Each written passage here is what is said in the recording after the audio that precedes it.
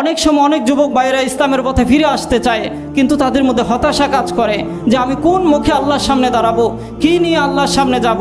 আমি তো অনেক পাপ করেছি, অনেক অশ্লীলতা, বেহায়াপনা, বিভিন্ন গান বাজনা, মাদক সেবন থেকে শুরু করে অসংখ্য পাপের মাঝে আমার জীবন কাটিয়েছি।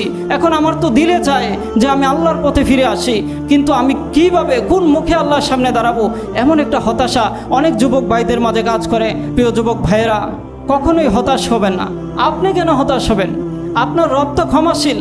আল্লাহ তাআলা বলেন, কুল ইয়া ইবাদিয়াল্লাযিনা আসরাফু আলা আনফুসিহিম, হে আমার রাসূল, আপনি আপনার উম্মতদেরকে বলে দিন, আমার বান্দাদেরকে বলে দিন, যারা নিজের উপর জুলুম করেছে, অবিচার করেছে, অন্যায় করেছে, অসংখ্য পাপ পঙ্কিলতার মাধ্যমে নিজের আমলনামাকে কলুষিত করেছে, তারা যেন লা তাকনাতু মির রাহমাতিল্লাহ, আল্লাহর রহমত থেকে নৈরাশ না হয়।